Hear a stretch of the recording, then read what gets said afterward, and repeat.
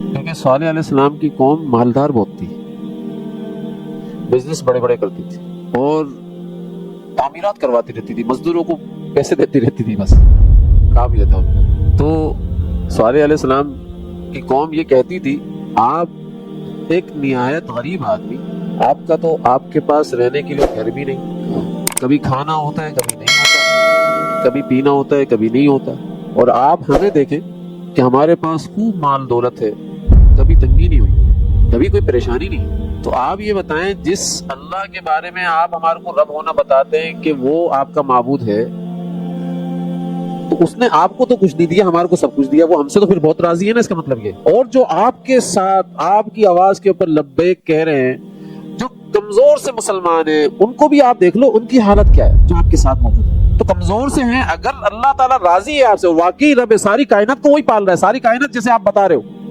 اسی کی ہے، تو بھی مال و دولت ہمارے پاس کیوں ہے؟ ایک کام کرتے ہیں، اب یہ صالح علیہ السلام کی قوم کہہ رہی ہے، ایک کام کرتے ہیں، سال میں ایک دفعہ ہم جاتے ہیں عید گاہ اور اپنے معبودوں کو سجا کر خوب زینت میں سنوار کر لے جاتے ہیں۔ آپ بھی اپنے معبود سے مانگنا، ہم بھی اپنے معبود سے مانگتے ہیں، اور پھر اسی وقت طے ہو جائے گا کہ کس کا معبود، آپ کے معبود نے وہ دے دیا جو ہم مانگ رہے ہوں آپ سے مطالبے کی بنیاد پر، اسی وقت ہم ایمان لے کر آ جائیں۔ پھر کیا ہوا، یہ باہر لے کر گئے اپنے معبودوں کو، اور صالح علیہ السلام نے ان سے بولا تم اپنی مرضی کا اپنے معبودوں سے مانگ لو۔ اب یہ خوب گڑ گڑا رہے ہیں، گڑ گڑاتے یہ بھی تھے، مانگنے کے اندر روتے یہ بھی تھے، لیکن ان کے گڑ گڑانا، ان کا رونا باطل تھا، باطل۔ یہ مانگتے اور روتے اور گڑ گڑاتے یہ غیر اللہ کے سامنے، تو جو یہ مانگ رہے تھے ان کے معبودوں نے جن کی عبادت کرتے تھے، انہوں نے ذرہ برابر وہ چیز فراہم نہیں کی۔ باری صالح علیہ السلام کی تھی، تو ان کی قوم کا ایک سردار تھا، اس نے کہا، جندہ بن عمر یہ سردار کا نام ہے، اس نے کہا آپ ایک کام کریں، یہ جو پہاڑ دیکھ رہے ہیں نا عیدگاہ کے پاس، اس پہاڑ کے اندر سے ایک اونٹنی نکال دیں اپنے اللہ سے کہہ کر، اور اونٹنی بھی 10 مہینے کی گابن ہونی چاہیے، اور دوسری بات یہ پیشانی کے اوپر سیاہ داغ ہونا چاہیے، سیاہ رنگ ہونا چاہیے، اور اونٹنی بھی سفید کلر کی ہونی چاہیے، لمبے بال ہو اور بال بھی نرم ہو، سلکی بال،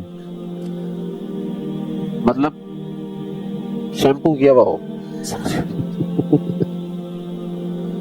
سمجھ رہے میری بات؟ تو شیمپو بھی زبردست کہ ہاتھ میں لے کر بال جب ہاتھ میں لے تو مزہ آ جائے۔ بولا ٹھیک ہے۔ صالح علیہ السلام نے 2 رکعت نماز پڑھی۔ دیکھو ایمان والوں کے مانگنے کا طریقہ یہ ہوتا ہے، یہ سکھایا جا رہا ہے۔ 2 رکعت نماز پڑھی، اللہ تعالیٰ کی ذات سے دعا مانگی گڑ گڑا کر، اور اللہ تعالیٰ کی ذات نے وہ کر دیا جو انہوں نے مانگا تھا۔ اٹھنی ظاہر ہوئی ہے اسی پہاڑ کے اندر سے، اور جیسا انہوں نے کہا تھا ویسا ہی ہوا، 10 مہینے کی گابن۔ اور بات کیا ہوئی تھی صالح علیہ السلام سے کہ اونٹنی ظاہر کرانے سے پہلے صالح علیہ السلام نے سب سے عہد لے لیا تھا، دیکھو اونٹنی تو ظاہر کروا دوں گا لیکن سارے مسلمان ہو جاؤ گے، ایمان والے ہو جاؤ گے؟ سب نے کہا ہاں ہم آپ کے اللہ پر ایمان لے آئیں گے۔ اگر یہ ہو گیا نا، ہم آپ اللہ کے اوپر ایمان لے کر آ جائیں گے۔ کہہ رہے اگر نہیں لے کر آئے عذاب بڑا سخت آئے گا، اس کے بعد میں بچا نہیں پاؤں گا تم کو۔ کہہ رہے نہیں ہم تو ایمان والے ہو جائیں گے، ایمان لے کر آ جائیں گے۔ فرمایا ٹھیک ہے، اور اونٹنی ظاہر کرا دی، سارے کے سارے جو ہے نا پھر گئے۔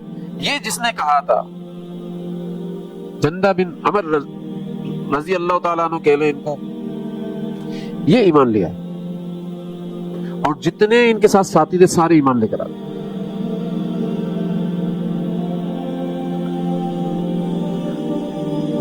اور یہ ان کے ساتھ ہو گئے، لیکن پوری قوم کیا ہے، پوری قوم نے انکار کر دیا۔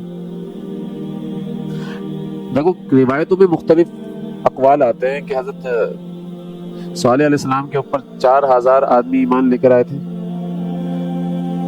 بعض روایتوں کے اندر آتا ہے 4 لوگ ایمان لے کر آئے تھے، سمجھ گئے؟ بعض روایتوں میں آتا ہے 7 لوگ ایمان لے کر آئے تھے۔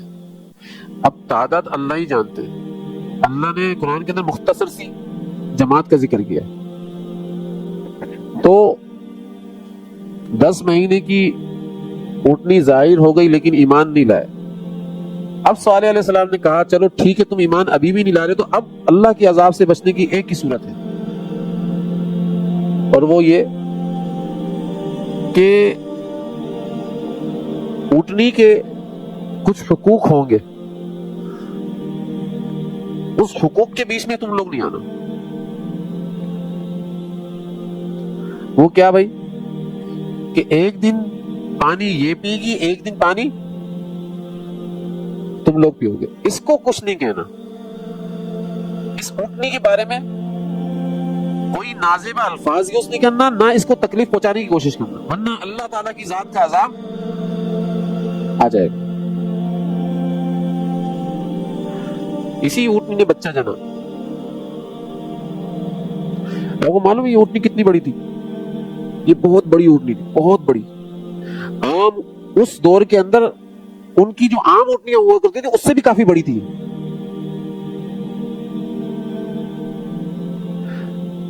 آپ یہ سمجھ لیں 60-70 گز کا جو مکان ہوتا ہے نا ہمارے دور کے اندر, 60 گز کا 70 گز کا مکان لے لینا, اس کی مقدار کے مطابق تو صرف اس کی بیٹھنے کی جگہ ہوتی تھی. اور جس جنگل میں یہ چرتی تھی اس جنگل میں اس وقت کوئی جانور نظر نہیں آتا تھا, اس کے قریب بھی نہیں پھٹکتا تھا.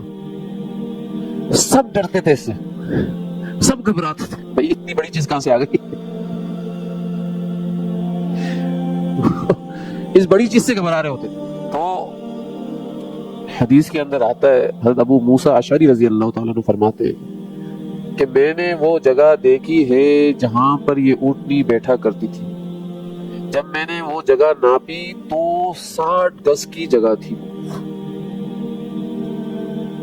جس میں صرف یہ بیٹھا کرتی. طے ہو گیا کہ بھائی ایک دن اونٹنی پانی پیے گی, ایک ہی دن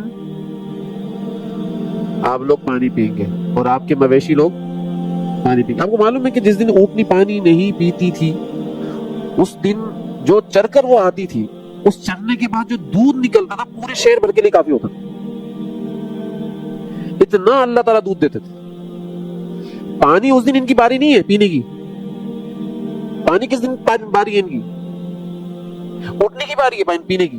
تو جس دن اونٹنی کی باری ہوتی تھی پانی پینے کی, اس دن اللہ تعالیٰ اس اونٹنی سے دودھ دلوا دیا کرتے تھے ان کو. پھر بھی اس کے بعد بھی ناشکری بنتا, ناشکرا بنتا. تو اللہ تعالیٰ کی ذات نے بھائی ان کو کہہ دیا کہ یہ اونٹنی سے دور رہے. اگر اونٹنی کو کچھ ہوا تو پھر یہ لوگ نہیں بچیں گے. اب یہاں پر اونٹنی کے قتل کا منصوبہ چل رہا ہے, اور اونٹنی کے قتل کے منصوبے کے اندر 9 لوگ ہیں. 9 لوگ میں 2 لوگ تو معروف ہیں, ٹھیک ہے نا. تو کدار نام کا آدمی یہ معروف ہے, جس میں قرآن شریف میں بھی آتا ہے نا وَكَانَ فِي الْمَدِينَةِ 9 رَهْطٌ يُفْسِدُونَ فِي الْأَرْضِ وَلَا يُصْلِحُونَ. یہ اللہ تعالیٰ قرآن شریف کے اندر فرما رہے ہیں کہ 9 آدمی تھے جو پوری زمین کے اندر فساد مچاتے تھے. جس میں 2 آدمی میں نے کہا نا معروف ہیں. تو ان 2 آدمیوں کو ایک خاتون تھی عشیرہ نام کی, وہ اس دور کے اندر جیسے آج کے دور کے اندر طوائفیں ہوتی ہیں, وہ اس دور کی طوائف تھی. اس نے اس کو کہا کسی طریقے سے اس اونٹنی کو قتل کر دو. اور ایک دوسری خاتون تھی جس نے دوسرے آدمی کو تیار کیا, وہ مالدار خاتون, اور اس کی بھی بیٹی تھی. اس نے اپنے بیٹی کے ذریعے سے اس آدمی کو تیار کروایا. اس کا مطلب کیا ہے کہ کسی غلط کام کو کروانے کے اندر بندہ جب بھی غلطی کرتا ہے یا تو مال کی وجہ سے کر رہا ہوتا ہے یا عورت کی وجہ سے کر رہا ہوتا ہے, اس کی محبت کے جال میں پھنس کر رہا ہوتا ہے, اس کے عشق میں کر رہا ہوتا ہے. دیکھو اللہ تعالیٰ کی ذات کو ناراض جب بھی کیا جا رہا ہوگا, مال کی وجہ سے کیا جا رہا ہوگا, عورت کی وجہ سے کیا جا رہا ہوگا. اس کو یہ پتا نہیں ہے کہ یہ عورت کو ناراض کر دے گا, اس کا انتظار اللہ کا عشق کر رہا ہے. اس کو یہ پتا نہیں ہے. یہ اگر مال کو رد کر دے گا اس کا انتظار اللہ تعالیٰ کی محبت کر رہی ہے, اس کو یہ پتا نہیں ہے. کر کر تو دیکھے. لیکن اس نے بھی بولا ٹھیک ہے بھائی, دونوں تیار ہو گئے. یہ 7 آدمیوں کو اور اپنے ساتھ ملایا. یہ اچھے خاصے مالدار لوگ تھے. انہوں نے گھات لگائی, جس کو پکٹ کہتے ہیں نا آج کل, صحیح نا, اور گھات لگا کر بیٹھ گئے. بھائی اتنی بڑی اونٹنی کو مارنا آسان بات نہیں تھی. تو کافی دیر تک تو یہ اونٹنی مزاحمت کرتی رہی. ان کو قریب نہیں آنے دے رہی تھی اپنے. جو قرآن شریف کے اندر آتا نا فعقروہا، فعقروہا کا مطلب یہ ٹانگیں کاٹی. ٹانگیں کاٹی تو پھر وہ نیچے جا کر گری. ورنہ کافی مزاحمت کرنے کے اندر یہ 9 آدمیوں کو اپنے قریب نہیں آنے دے رہی تھی. پھر جب ٹانگیں کاٹی پھر ان کے قابو میں آئی وہ اونٹنی، اور قابو میں کرنے کے بعد اس کو مار دیا، قتل. فعقروہا سے ہی پتہ چلتا ہے کہ کئی آدمی تھے. جمع کا صیغہ ہے یہ. ایک آدمی نے نہیں کاٹی ٹانگیں، یا ایک آدمی نہیں تھا اس کو قتل کرنے والا، کئی لوگ کر رہے تھے اس کے ساتھ. تو وہ میں نے بتا دیا دوسری جگہ آیت کے اندر وَكَانَ فِي الْمَدِينَةِ 9 رَهْطٌ، 9 آدمی تھے جو زمین کے اندر فساد مچاتے تھے. زیادہ ویسے تو پوری قوم ہی فسادی تھی، لیکن یہ 9 آدمی زیادہ فسادی تھے. اور پوری قوم فساد مچانے کے اندر ان 9 آدمیوں کا انتخاب کیا کرتی تھی کہ بھئی تم نے یہ ہمارا کام کرنا ہے. جب اونٹنی کے بچے نے یہ دیکھا کہ میری ماں تو قتل ہو گئی ہے، وہ بھاگا ہوا پہاڑ کی طرف چلا گیا. وہ پہاڑ کی چوٹی پر چڑھ گیا. جب صالح علیہ السلام کو یہ خبر پہنچی کہ بھئی اونٹنی کو قتل کر دیا ہے، تو صالح علیہ السلام قوم کے پاس آئے، فرمایا اب تمہارے کو اللہ نہیں چھوڑے گا، لیکن ایک صورت ہے ابھی بھی اس میں. اگر تم چاہتے ہو کہ تم پر عذاب نہیں آئے، اللہ کا تو ایک صورت ہے. دیکھو حتی الامکان جو ہے نا نبی، اور جو نبی والا کام کر رہا ہوتا ہے وہ کوشش کر رہا ہوتا ہے کسی طریقے سے اللہ کے عذاب سے بچ جائے، کسی طریقے سے اللہ کے عذاب سے بچ جائے. تو کہنے لگے ایک ہی طریقہ ہے، اس اونٹنی کے بچے کو پکڑ کر لے کر آؤ، اس کو مت نکالو، اس کو اپنے درمیان کے اندر رکھو. اگر اس کو رکھو گے نا تو تمہارے پر اللہ تعالیٰ کی ذات کا عذاب ٹل جائے گا جو آنے والا ہے. ارے یہ پھر بھی نہیں مانے، یہ پھر بھی نہیں مانے، بلکہ کیا کیا، حضرت صالح علیہ السلام کے قتل کے منصوبے بنانا شروع کر دیا کہ کسی طریقے سے حضرت صالح علیہ السلام جو ہے نا ان کو ہم قتل کر دیں. صالح علیہ السلام جو ہے ان کی قتل کا منصوبہ چل رہا ہے. اور جب صالح علیہ السلام کی قتل کا منصوبہ چلنا شروع کیا اور قوم نے چلانا شروع کیا صالح علیہ السلام کو قتل کرنے کا منصوبہ، تو انہی 9 آدمیوں کا انتخاب کیا کہ یہ 9 آدمی صالح علیہ السلام کو قتل کریں. اور یہ 9 آدمی جب چلے، کیونکہ صالح علیہ السلام جس جگہ عبادت کرتے تھے پہاڑ کے اوپر، اسی جگہ مسجد بنائی ہوئی تھی انہوں نے، اسی مسجد کے اندر وہ عبادت کرتے. جب یہ چلے 9 آدمی، تو فرشتے نے ان کو اوپر سے جو چٹان ہوتی نا اس کو لڑکایا. اس کو لڑکانے کے بعد وہ چٹانیں ان کے سروں سے ٹکرائی ہیں، اور ٹکرا کر جو ہے نا ان کے سر جو ہے نا ان کے بھیجے باہر آ کر راستے کے اندر ہی کیا کرا، ہلاک کر دیا، تباہ کر دیا. یہاں پر ان کو فکر ہو رہی ہے یار 9 آدمیوں کو پتہ نہیں چل رہا کہاں رہے گا، ہیں کہاں، اطلاع دینے تو آئے، مار دیا، وہ آ کیوں نہیں رہے. تو یہاں پر کچھ لوگ ان کی تلاش کے اندر نکلے، اور جب دیکھا ان کی تلاش کے اندر نکل کر کہ وہ 9 آدمی تو مرے پڑے ہوئے، ان کو تو صالح علیہ السلام نے مار دیا. اور صالح علیہ السلام فرما رہے میں نے نہیں مارا، اللہ تعالیٰ کی ذات نے ان کو ہلاک کر دیا. یہاں پر انہوں نے بھی فیصلہ کیا ہم ہمارے 9 آدمیوں کو مارا، اب تو ہم صالح علیہ السلام کو نہیں چھوڑیں. تو ان لوگوں نے بھی صالح علیہ السلام کی طرف پیش قدمی کی قتل کرنے کے ارادے سے. تو اللہ تعالیٰ کی ذات نے ان کے اوپر بھی عذاب کو نازل کر دیا، ان کو بھی ہلاک کر دیا. دیکھو اللہ اپنے بندوں کی حفاظت کرتے ہیں، یہ میں بتا رہا ہوں. اللہ تعالیٰ کی ذات نا اپنے بندوں کی حفاظت فرماتے ہیں. تو صالح علیہ السلام کی حفاظت بھی اللہ تعالیٰ کی ذات نے ایسے ہی فرمائی. کیونکہ کام کس کا کر رہے تھے، وہ کام کس کا کر رہے تھے، اللہ کا کر رہے تھے. جب کام ہی اللہ کا ہو رہا ہے تو بھائی جس کا کام ہے اس کی حفاظت نہیں ہوگی، اس کی حفاظت اللہ تعالیٰ کرتے. تو ان کو بھی اللہ تعالیٰ کی ذات نے ہلاک کر دیا. اور پھر صالح علیہ السلام نے ان کو کہا کہ دیکھو تم نے جن کو بھیجا تھا ان کو اللہ تعالیٰ کی ذات نے ہلاک کر دیا، اب تم بھی تمتعوا فی دارکم 3 ایام ذالک وعد غیر مکذوب. اللہ تعالیٰ قرآن شریف کے اندر فرما رہے ہیں کہ ان کو بولو 3 دن تک مزے اڑا لو، 3 دن کے بعد تمہارے اوپر عذاب آ جائے گا، اس کو کوئی نہیں روک سکتا. بدھ کو اونٹنی کا قتل ہوا، جمعرات، جمعہ اور ہفتہ والے دن ان کے پاس عذاب آ گیا. یہ بات بدھ کو فرما رہے نا کہ 3 دن تک جو کرنا ہے کر لیں. اور ان کو بتایا جا رہا ہے یاد رکھنا کہ پہلے دن تمہارے چہرے زرد ہوں گے, دوسرے دن تمہارے چہرے سرخ ہوں گے, اور تیسرے دن تمہارے چہرے سیاہ ہوں گے. اس کے بعد تم پر عذاب آ جائے گا. یہ پھر بھی نہیں مانے. اتنی ڈھیٹ کون تھی, یہ پھر بھی نہیں مانے. یہ پھر بھی وہ صالح علیہ السلام سے یہی کہتے رہے کہ بھائی تم جلدی کرو, جس کو تم لانا چاہتے ہو نا عذاب کو, لے کر ہمارے پاس. ان کنت من الصادقین. کیوں اس وقت بھی ڈھیٹ اتنے تھے کہ بس اس وقت بھی یہی کہہ رہے. آپ آج کل دیکھا ہے نا کہ جیسے یہودی لوگ بنکر بناتے ہیں اور اس بنکر کے اندر وہ جا کر چھپ جاتے ہیں اور یہ سوچتے ہیں کہ بھائی یہاں پر کوئی بھی چیز حملہ نہیں ہو سکتی, حملہ آور نہیں ہو سکتی, یہاں پر ہم محفوظ ہیں. ایسے ہی انہوں نے وہاں پر بھی یہی کام کیا. پورے بنکر بنائے ہوئے تھے بھائی. تو بنکر بنانے کے بعد یہی طے کیا ساری قوم نے, دیکھو عذاب سے بچنے کے لیے اسباب کو تلاش کر رہے ہیں, لیکن مسبب الاسباب سے نہیں جڑ رہی ہے. جس کی طرف سے عذاب آ رہا ہے یہ اس کو نہیں مان رہے. عذاب کو بچنے کے لیے اسباب تلاش کر رہے ہیں کہ کسی طریقے سے اسباب سبب کے ذریعے سے ہم بچ جائیں گے, سبب ہمارا طاقتور ہے. نہیں, اللہ تعالیٰ بتا رہے ہیں سبب کا تو مالک میں ہوں. سبب کے اندر طاقت میری ذات سے, میرے امر سے. تو یہ کیا کہہ رہے ہیں کہ بھئی ہم سے زیادہ طاقتور تو ہے ہی نہیں, ہم تو بینکر کے اندر گھس جائیں گے. عذاب بھی جب آئے گا نا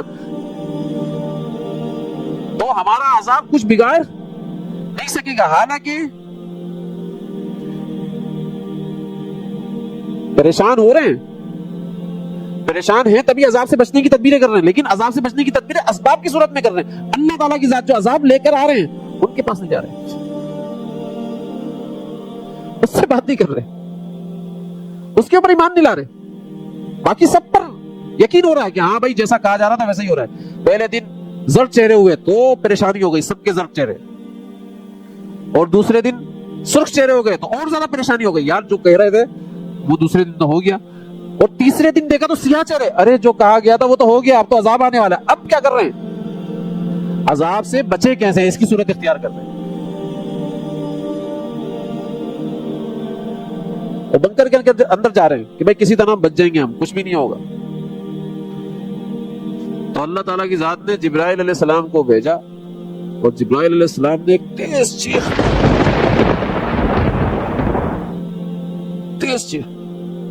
جس کو صاعقہ بھی کہتے ہیں, صیحہ بھی کہتے ہیں, تیز چیخ. پہلی چیخ کے اندر تو ان سب کے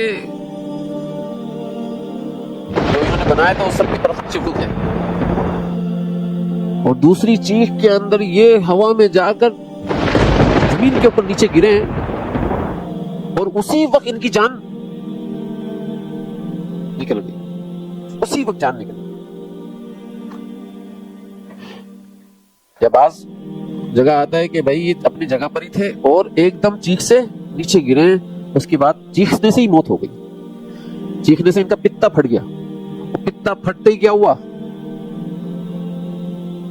موت ہو گئی. ایک تیز چیخ جو جبرائیل علیہ السلام نے ماری تھی